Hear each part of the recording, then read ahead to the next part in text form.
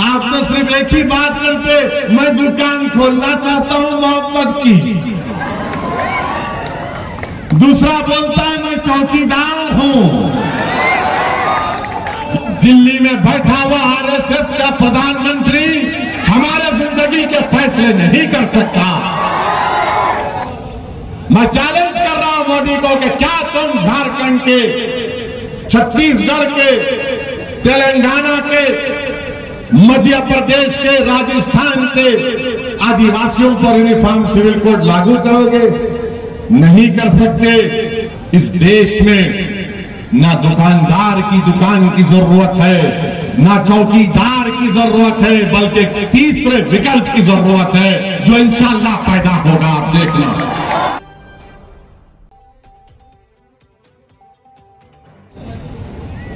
शेख बिकारी साहब का पोता, वो बेचारे जो इस देश को आजाद कराने के लिए अपना सब कुछ कुर्बान कर दिए और जालिमों ने उनके पोते को मार पीट कर अस्पताल को पहुंचा दिया और अभी तक उस केस में कोई एफआईआर नहीं हुआ, हमको बताया जा रहा।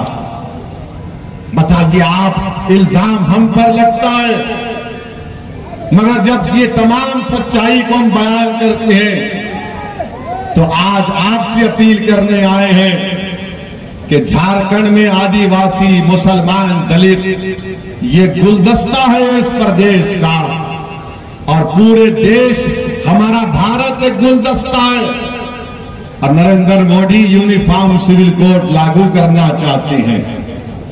हम यूनिफॉर्म सिविल कोड को मुस्तरद करते हैं। यूनिफॉर्म सिविल कोड को हम एक्सेप्ट नहीं करते। क्या आदिवासियों पर यूनिफॉर्म सिविल कोड ला सकते मोदी आप?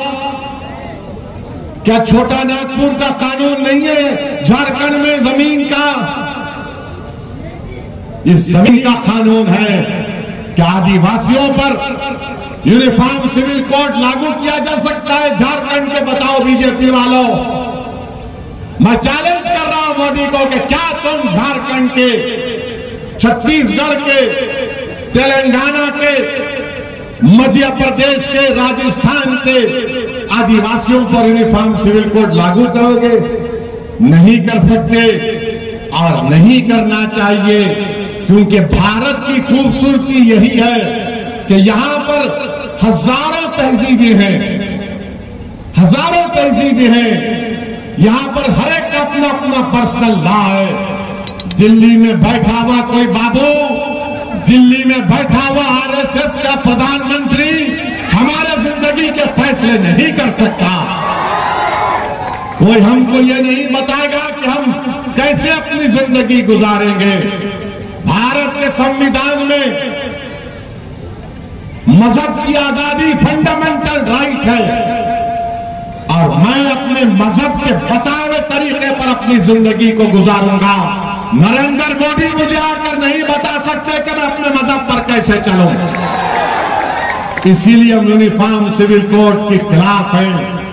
अब आप बताइए, यूनिफॉर्म सिविल कोड कभी सुना आपने इन लोगों को जो हमको गाली देते हैं? इनकी जबान नहीं खुलती। पार्लियामेंट में नो कॉन्फिडेंस मोशन, हिंदी में क्या बोलते नो कॉन्फिडेंस, अविश्वास प्रस्ताव आया था। हमने वहां पर 6-7 मिनट में पूरा सबका बयान कर दिया, हर चीज को खोल खोल कर बयान कर दिया। बताओ, आपकी तो जबान ही नहीं खुलती। आप तो सिर्फ एक ही बात करते, मैं दुकान खोलना चाहता हूं मोहब्बत की। दूसरा बोलता है मैं चौकीदार हूं। ये ऐसा चौकीदार है जो चीन 2000 स्क्वायर किलोमीटर जमीन पर कब्जा करके बैठा है, मगर चौकीदार क्या चौकीदारी कर रहा है। जब सांगनचाक में चौकीदार के नाक के नीचे चीन अपनी हमारी जमीन पर फौज को उतार दिया।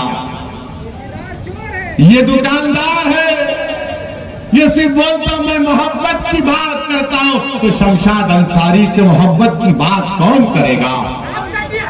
अशफाक खान से मोहब्बत मोहब्बत की बात कौन करेगा? अरे तुम्हारी सरकार है ना दुकानदार वालों, तुम्हारी सरकार है झारखंड में, मेरी तो सत्ता, मैं सत्ता में तो नहीं हूं। एक तरफ दुकानदार, एक तरफ चौकीदार। ये दुकानदारों ने 50 साल से हमको लूटा, ये चौकीदार हमारी शनाख्त को खत्म करना चाहता है, हमारी तहजीब को खत्म करना चाहता है। इस देश में ना दुकानदार की दुकान की जरूरत है, ना चौकीदार की जरूरत है, बल्कि तीसरे विकल्प की जरूरत है जो इंशाअल्लाह पैदा होगा। आप देखना। मेरे अजीज दोस्तों और बुजुर्गों, देश के प्रधानमंत्री बड़ी बड़ी बातें करते हैं, सबका साथ, सबका विश्वास, सबका विकास, क्या क्या बकते रहते हैं। मगर आज हमने देखा कि एक मासूम 7 साल का बच्चा जब स्कूल को जाता है उत्तर प्रदेश में, जहां पर बीजेपी की सरकार है, जहां पर योगी आदित्यनाथ मुख्यमंत्री हैं, वो टीचर अपने क्लास में उन बच्चों से कहती है, ये मोहम्मदन का बच्चा है, इसने बराबर नहीं पढ़ा, इसको मारो। आप बताइए कि एक बच्चा अगर उसको बच्चे को मारता है, तो 7 साल के बच्चे को, तो टीचर कहती है, मोदी जी, जिस तरह हेमंत सोरेन को भूलने की आदत है, उससे ज्यादा मोदी जी को भूलने की आदत है। तो टीचर कहती है, मोदी जी तुमने इसको अच्छा नहीं मारा, दम से मारो, ये मोहम्मदन है। बताइए आप, और वो बच्चे को मार पीटा जाता है, उसका वीडियो पूरे देश में, पूरी दुनिया में चला गया। उस बच्चे के बाप से मैंने बात की, हमारे वहां के मजलिस के सदर को भिजाया। जिस तरह हमारा सदर झारखंड का कभी कुछ हो जाता है तो शाकिर दौड़ते हुए चीखे मारता है। अरे जिंदाबी अभी ठहरो, सुनो, तुम शाकिर साहब लेके आए क्या? तुमको सुनो हमारे बात। वहां पर हमारे सदर को भिजाया। उस 7 साल के बच्चे के वालिद से, पिता से हमने बात की। उसके बाप ने कहा, हमने पूछा पुलिस में कॉम्प्रोमाइज क्यों किया तुमने?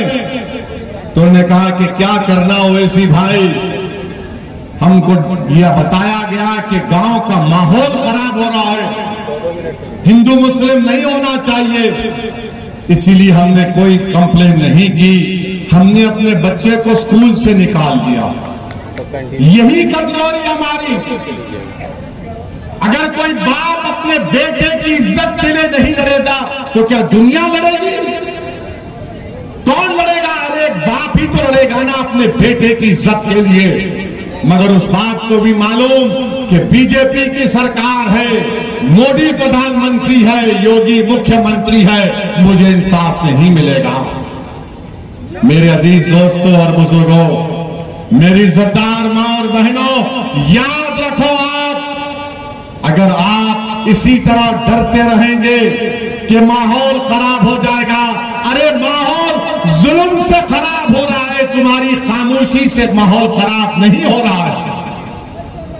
अगर वो बाप अपने बेटे की कंप्लेन नहीं कर सक रहा है, क्योंकि यही सेकुलरिज्म के चौधरी हैं, यही जो सेकुलरिज्म को ले डूबे देश में, उसने जाकर उस बच्चे के बाप से कह दिया कि तुम कंप्लेन मत करो, गांव का माहौल खराब हो जाएगा।